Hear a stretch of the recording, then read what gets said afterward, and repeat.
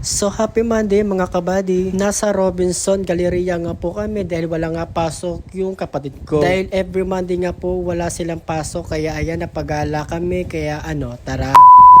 So ayun na nga, hindi na nga po sana ako sasama niya kasi nga nakatulog nga ako. Pagkising ko nga kaninang hapon, ayan, nakahanda na at nakabase na nga sila. At syempre hindi naman agad ako sumama niya kasi nga kakagising ko hindi pa nga ako nakakaligo nun. So nag-antay na nga rin sila sa pagligo kasi nga saglit lang naman din ako maligo kaya konting oras lang naman sila naghihintay. At pagkatapos nga ng pag-aasikaso ko sa loob ng bahay, ayan, palis na nga po kami, ayan, ready to gala nga po kami. So ayan, nakasakay na kami ng tricycle, ayan, kaya pinabilis ko na yung video kasi nga mahaba nga po itong oras na to. At habang nabibidyo nga po ako niya, may naalala nga po ako dito. Kasi sa bawat gala namin, hindi nawawala yung harot doon, harot dito. Ito nga po yung pangalawang gala namin na hindi namin kasama yung batang makulit. Kung naalala nyo nakaraang vlog ko, yung batang kasama ko lagi. Dahil wala nga po siya ngayon at hindi niya rin yung nakikita sa aking vlog kasi nga po umuwi na po siya sa Cavite doon po sa mga magulang niya. At doon na lang ipagpapatuloy yung kanyang pag-aaral. At ayun na nga, nito na kami, nakababa na po kami dyan at ito na nga, tatawid na nga po kami dito sa kasi nga papunta kami sa kanan, papunta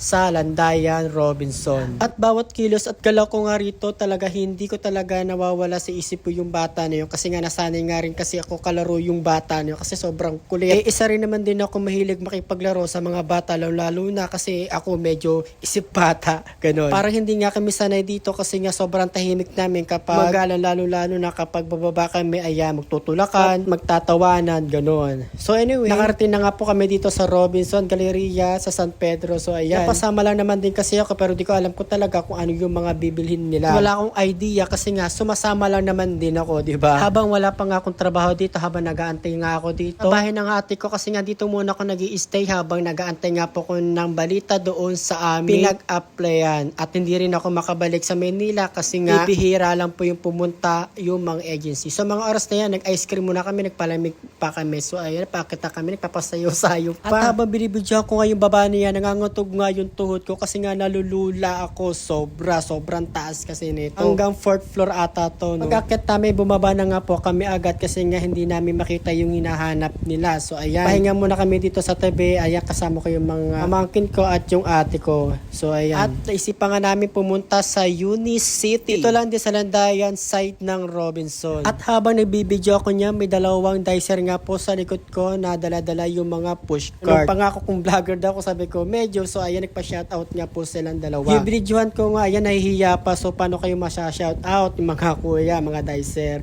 So finally, nandito na po kami sa Unicity. Dito sa Unicity, meron ding mailan-ilan din na nakikilala sa akin dito. Hi! Shout out sa iyo ate. At ito na nga, pakitan po kami dito sa second floor. Dito nga sa second floor, mabubusog yung mga mata mo dito dahil punong-puno at marami kang mabibili dito sa Unicity. At yung iba mga kakilala ko binisita ko na rin, kinamusta ko rin, kumusta naman sila. Sabi nila, okay naman din daw. At makita nga rin ako dito sa third floor. Ayan sila, madam, shout out. Ito naman to si Jackie, papanggap, oh. Hi, shout out sa iyo, Jackie. So ayan, uwi na nga po kami yan dahil tapos na nga po kami namili kahit papaano may nabili rin ako dito na isang t-shirt. So ayun lang, thank you.